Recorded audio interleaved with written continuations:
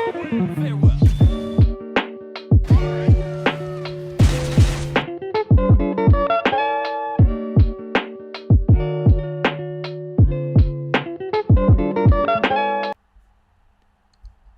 To be honest, I'm not really good at opening, so I'm just going to start with this instead.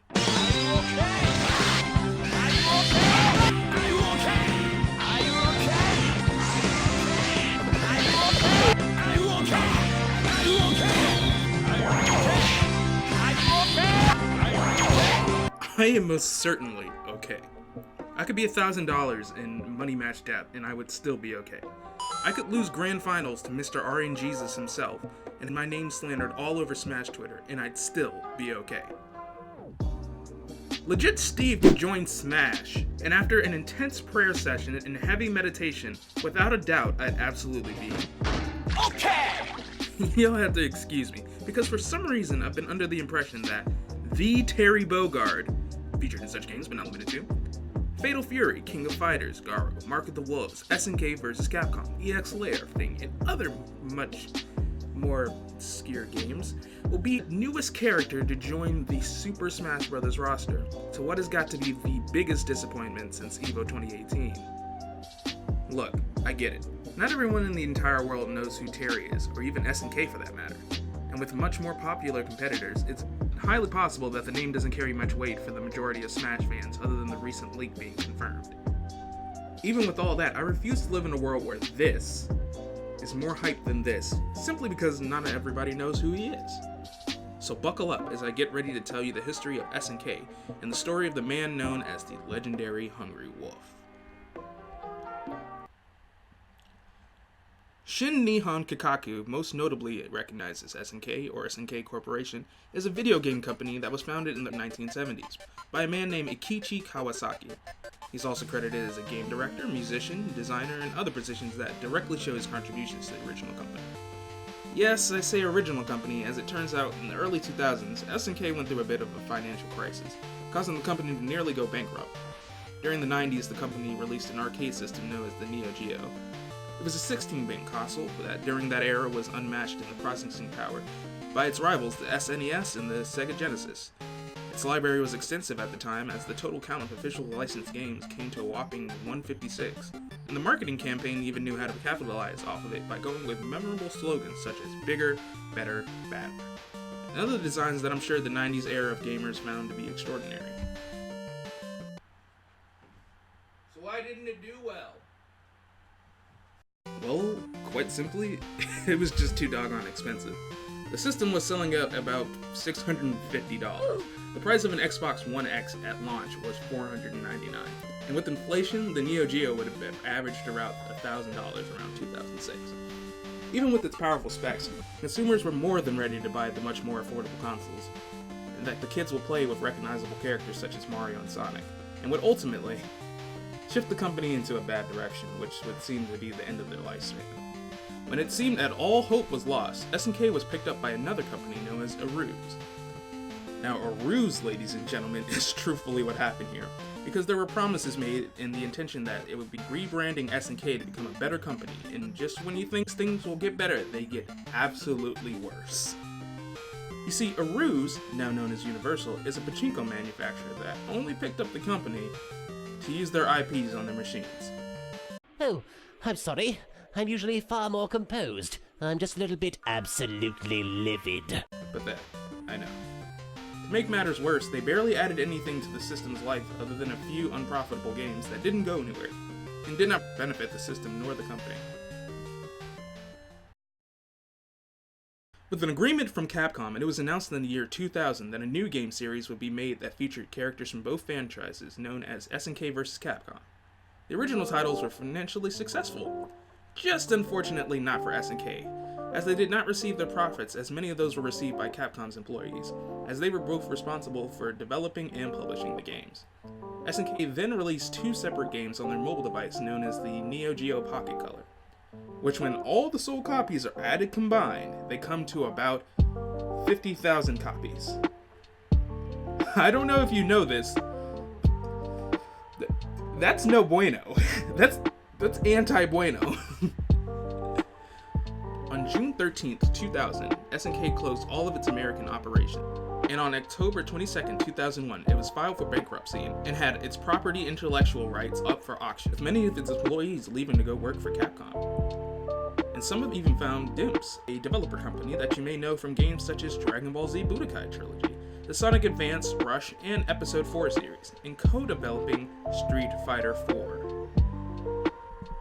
And even Brezasoft, which consisted of many of the other SNK developers. Kawasaki, then with the help of some of his co-developers, left SNK, creating a new company known as Playmore. 8 days later, October 30th, 2001, Kawasaki and Playmore were successfully able to bid and obtain the rights to SNK, and acquire Brezasoft and all of its previous SNK developers that were with it. They also obtained Noise Factory and Sun Amusement, game developers and arcade distributors companies respectively, to put SNK back on the map. Skip ahead to October 2002. Kawasaki sues Aruse over copyright infringement and regarding SNK's IPs that were being used without Playmore's authorization, and one receiving well over 5 billion yen.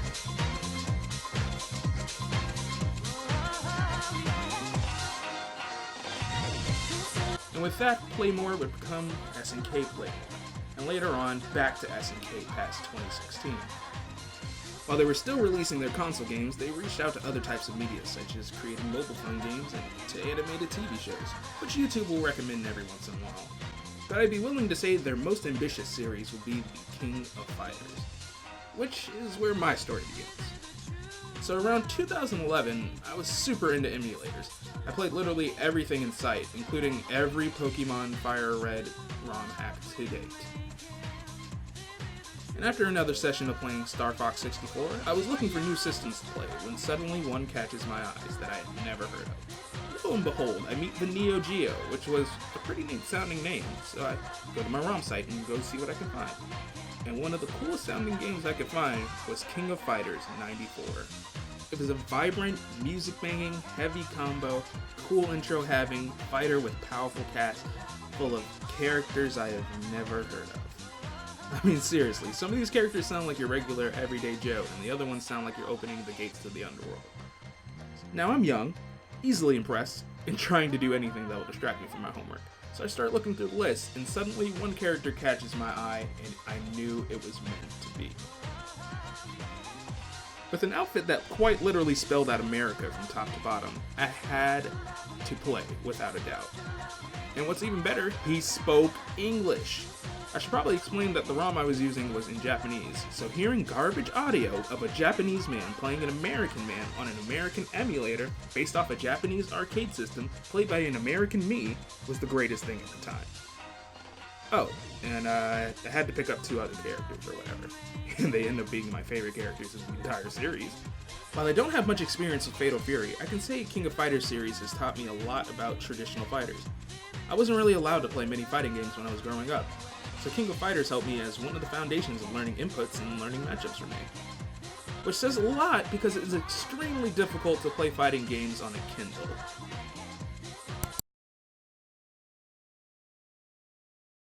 Now, before 4 of you go inflaming in the comments for playing a fighting game on a tablet made for reading books, let's just realize this is my parents' alternative instead of giving me a phone. Now let's rewind for a bit. Which says a lot because it is extremely easy on the original Neo Geo, which I purchased because I have money to buy such things. After getting most of his signature moves down, except for Rising Tackle, I suck at charge moves, screw charge moves, hashtag screw charge moves, I decided Terry was the character for me. As far as the story goes, I never truly paid attention back then, as I was more into it for the fighting experience, and that's what I was starved from. Basically, Terry and Andy were average orphans that no one understands. Then Geese Howard got mad and killed their dad with his 2 hands. So Terry and Andy decide to train for 10 years. Terry goes to the streets and trains and becomes a capable fighter. Andy goes to Japan and becomes Lucario. Terry goes to the tournament set up by Geese, which is wild because no villain ever has set up a tournament for Plot, Sagat, M. Bison, Seth, Gil, Wolfgang Krauser, Kane, Rugal, Antonov, Jeddah, Master Hand, Heihachi, Kazuya, Shang Tsung, Shao Kahn, Yami, J6, Phantom Field, Polygon Man, Ultra Tech, frickin' Eggman at one point.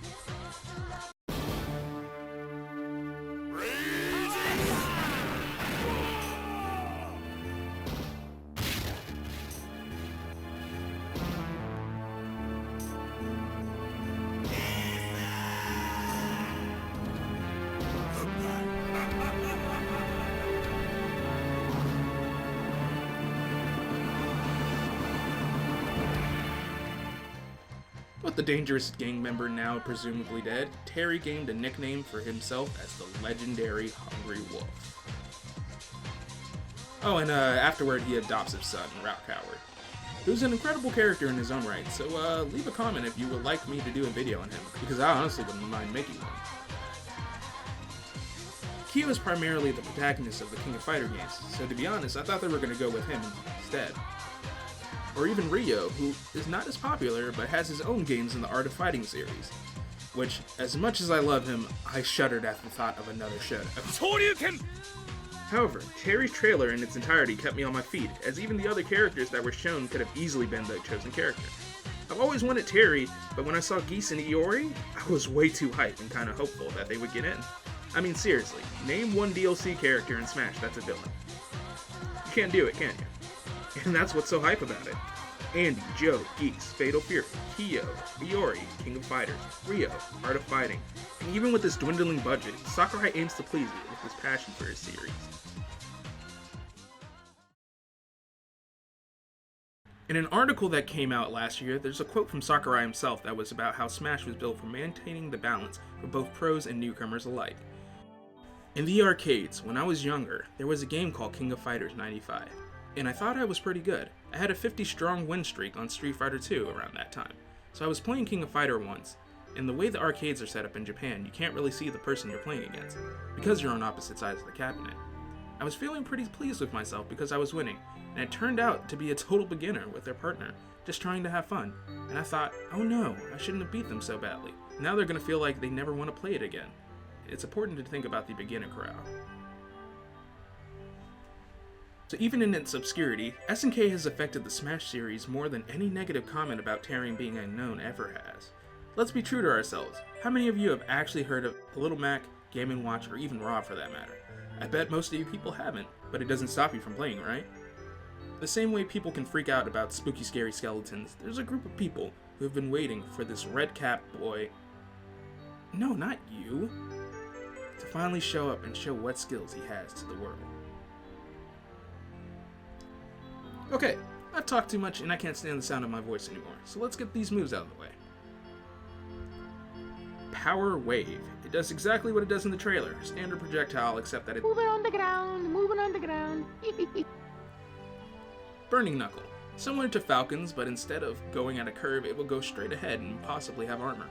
Might be good for horizontal recovery unless it puts Terry in freefall, which we need further footage of before making any claims. I am 100% Rising Tackle will be his recovery. It literally has Rise in the name. It works exactly like Shoryuken, but unfortunately for me, it's charge input. You won't be seeing me do true Rising Tackle anytime soon, if they decide to make him like Ryu and Ken, in which true inputs change the property of the attacks. So there you have it. Even if this video doesn't convince you to change your perspective of the character, that's okay. Hopefully at least one of you got to learn some new information that wasn't open to you like talking about it. At the end of the day, Smash brings the world to not only the games, but the people who have nostalgia for them, and put them in interesting situations in which they can interact with other characters that in other ways would not be possible.